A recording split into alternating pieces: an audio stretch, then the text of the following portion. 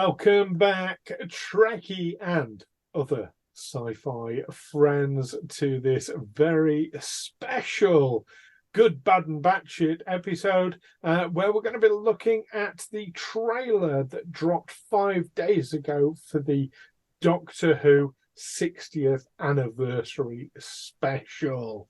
I am one of your hosts, Stu. And I'm your other host, Alastair. Stu, how's it going? It's going pretty good, thank you. I'm in my comfies today. Feels like Looks very. pajamas. Yeah. Even Starfleet captains need to have some good loungewear from time to time. And brilliant to be talking about something that's not Star Trek though for a momentary change here. Big fan of Doctor Who myself, both classic Who and new Who. So I was very excited when the trailer for the special dropped. How did you find it, Stu? I'll come on to that in just a moment. Because I want to ask Okay. first of all, so would you describe yourself as a full-on Whovian or more someone with a I passing interest? I think I probably fall into the Whovian category, but not super far down the rabbit hole. I've not met any of the doctors, so I feel like that's a big one for people these days. Like so many of them do the convention circuit, the meeting a doctor is increasingly common. I have seen at least two of the doctors from a distance at conventions, though. So, um, yeah, no, I have my little shelf of Doctor Who Blu-rays for the collection that they're releasing slowly and the new series. But so I would say somewhere in the middle, Stu. Okay. I think I mean, to be honest, I wouldn't say meeting them is a prerequisite. That's not a measure I would ever use Yeah, it's myself.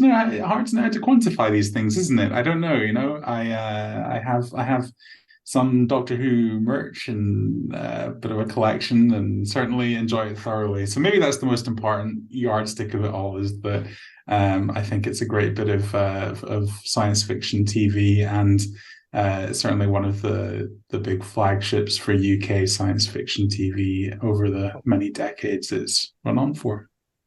Definitely. I mean, I would never subscribe to gatekeepers. So if someone wants to call themselves a Whovian, they're a Whovian, and Exactly, right? Yeah. that's a great way of going to. But for me, I think it's the difference between looking forward to a new episode or a new series and getting excited about a new episode or series. Yeah, It's a that's a nice subtle line. difference, but that's for me where that drives. So I would put myself in the Whovian. Although there have been times in recent years when I've fallen away from being a Whovian, perhaps. Um, but when Russell T was at the helm, I felt good about it. Then he moved away. I was very excited for Jodie, but I just felt the writing was just not up to par with her. A little bit more erratic, wasn't it? I thought the best was still very enjoyable. I really liked the Witchfinders, the Alan Cumming cameo episode, um, and a couple of the historicals were really nice. The Rosa Parks and Edison story. Sorry, Edison. Wow, that's missing the point. Tesla story. Well, Yeah, were on the nail, I would have yeah. said. So, uh, yeah, I thought the good points of Jodie's run were still really good, but it did feel just a bit more hit or miss in terms of, yeah, as you say, the writing. I thought there were some very confused stories narratively, like the what was was it just called Kerblam, the Kerblam episode, I think. Oh yes, yes, that was the Um, Amazon episode. I yeah. always think of uh, it. and I really liked the idea of Flux, but I felt like it was a little bit bloated. It might have benefited from having a bit of a plot trim. I thought having an event series was a really cool idea given the difficult situation they were in, but and it had its moments. But I really liked the Weeping Angels episode in the Flux season. However, overall, it felt just a little bit much, a bit confusing to follow at points. So, yeah, I concur. Yeah. Well, let's talk about this track. So at the time of recording, it dropped 5 days ago. This is for the 60th anniversary special, which is going to be 3 episodes dropping in November later this year, 2023. Hello, future people. But yeah, so I really liked it. I've got a list of good, bad, and batshit about the trailer. Let's see if you agree with my highlights and what have you. I can't wait to hear this good, bad, and bad shit. Go for it soon. Yeah, so the good, it's so I mean, Russell T Davies is back. He's back with a bang, and it really felt very Russell T Davies. That was like it's an all-encompassing good point, but it just really had that feel to it. Not just because Tennant's back, but kind of the pace of it, the overwhelming vibe was very arty. Yeah, absolutely agree. I think it felt very Russell T, and as you say, not just because of the recurring cast, but I think there was big effort made to try and reimagine the show that you can see even just in the trailer that is very reminiscent of his first run where he was resurrecting it from the wilderness years, and it had some of those feelings of when you see, for example, Unit HQ in it, right? This feeling of like trying to push the envelope on what Doctor Who is or could be, and that was interesting. I was really happy to have that vibe again. I'm a little bit tentative. I don't know how I feel about going back to the well, and what it says about the creative pool for Doctor Who, but certainly in this trailer, it was looking really fun. I hear what you're saying on that. To me, it feels like it's going to be a big reset back to RT. So rather than going backwards, just a realigning, a recalibration kind of thing. That's what I'm hoping for, but I hear your trepidation. Do you want to hear what I thought was bad about it? Yes, I do, Stu. You've actually already mentioned the very thing that I've got at the top of this list. Unit HQ. Or is it Avengers Tower? It's hard to tell because it's exactly the same thing. They've come up with a unique design rather than just ripping off Marvel. I mean, I think it feels very intentional, right? Like I don't think there's any. I don't think you can make an argument that it's incidental that it looks like Avengers Tower, and that suggests a play for a very specific audience and trying to include imagery that you think will appeal to a certain group of people. And yeah, I also but I feel that it's quite Russell T Davies again, right? You know, I think it's the flip side of the coin with what you get with Russell T Davies. Like I think there's sometimes the attempt to capture the zeitgeist from him can be pretty ham-fisted, and I think that's a pretty good example of that appearing in the trailer, as far as you can tell from what you get to see of it. I think that's absolutely, and to be fair to myself here, I was reaching with looking for something bad. Yeah, it Didn't is not. really It's bother me not a that much. huge, yeah, not a huge deal, Not a bad but one. maybe a little sign of, because obviously the trailer's what it's not it's super long, so the fact that it pops up in there is the one thing that you did think, hold on a minute, that not sure about that. It is maybe a little warning sign off in the distance of some of what's to come that maybe won't be quite what we'd hope it to be. I think yeah, that's absolutely fair. The other note I got for kind of bad was it's more of a question than a statement, but is it just the trailer? We don't know if it's going to be the actual episodes themselves, because you can cut a trailer differently to how you cut an episode. But is it a bit too Hollywood? I mean, Moving interesting, away from its interesting roots?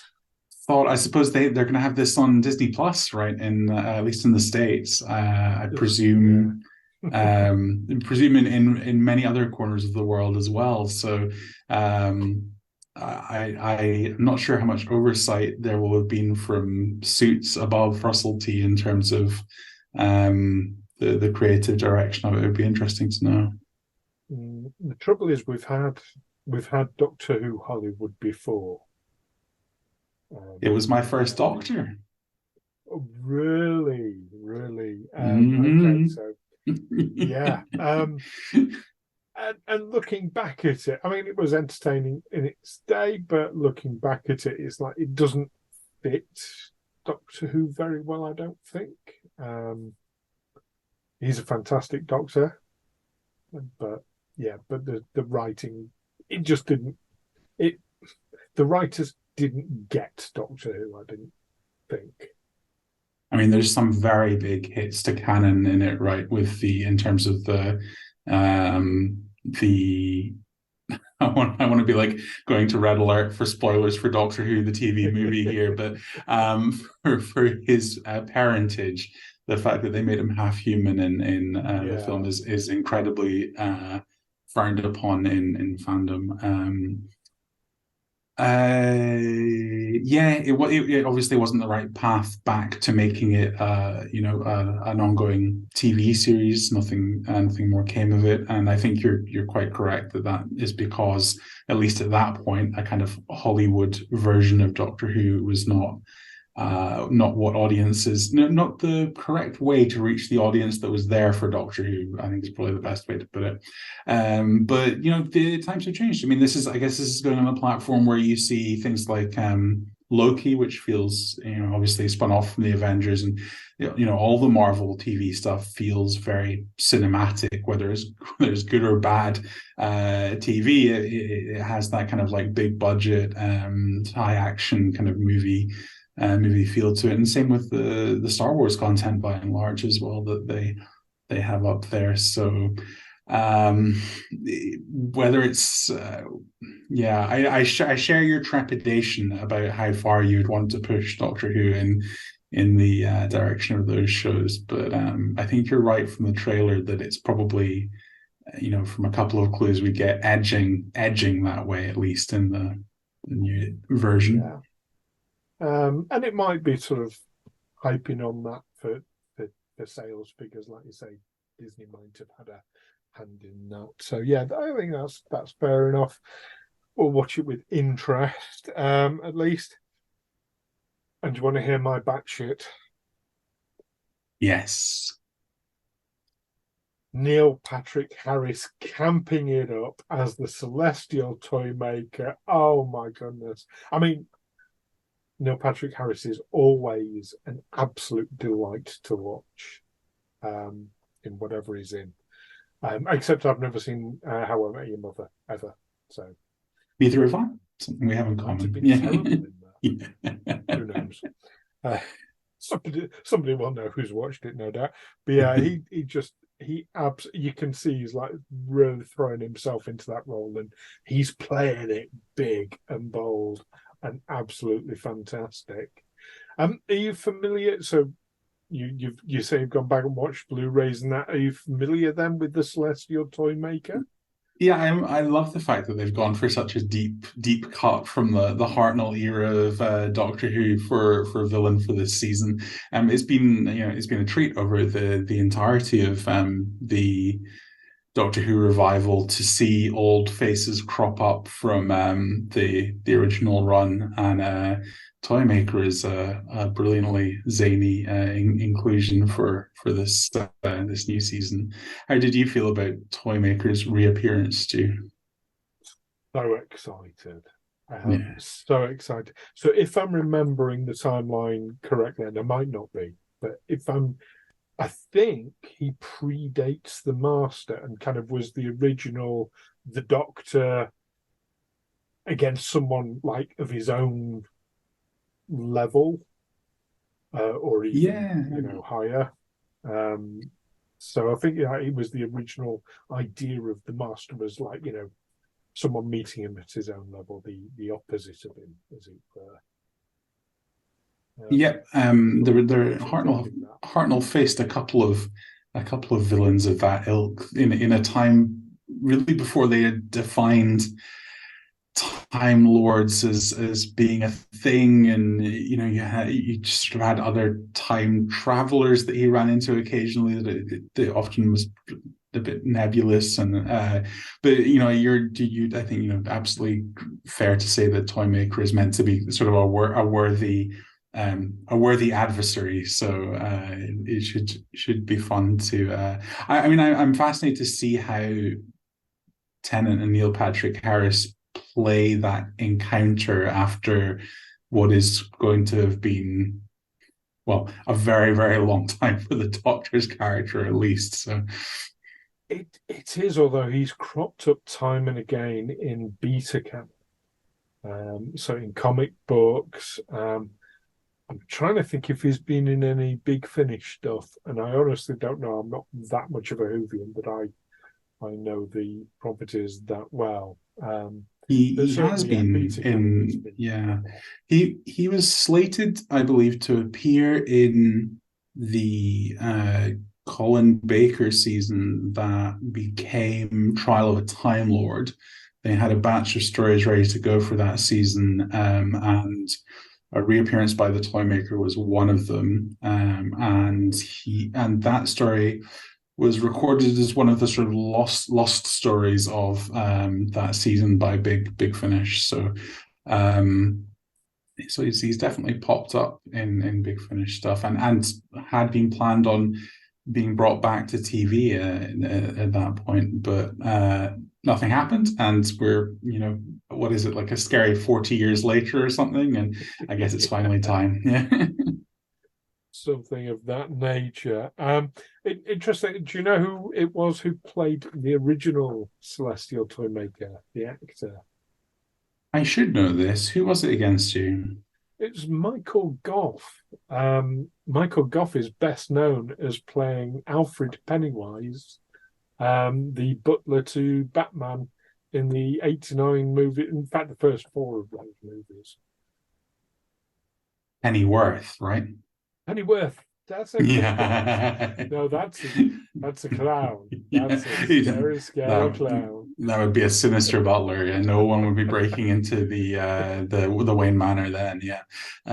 Not twice. Yeah. They all float, Master Wayne. They all float.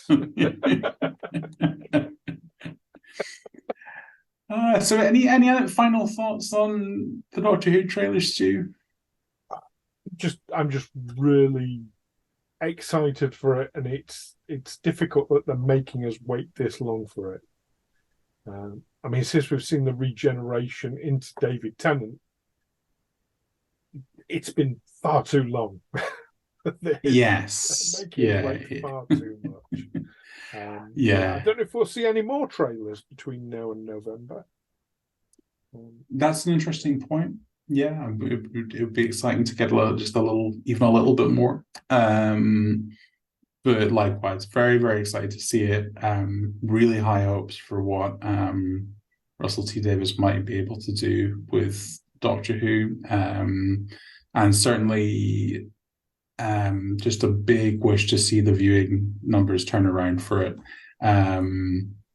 I suppose the deal with Disney Plus has shifted the goalposts a bit on that, but we all want Doctor Who to those of us who can remember a time when there wasn't Doctor Who on TV, particularly, don't want to see it going off air anytime soon. So fingers crossed it just gets gets great engagement and does it whilst retaining what makes Doctor Who so special. So yeah, that's the hopes. Fantastic. Well, we'll be watching it when it airs, and hopefully you will as well. Yeah, right. That's it for this one. I'm going to go off and have myself a jelly baby now. So, yeah. Stay timey-wimey. Take care. Bye bye. Bye.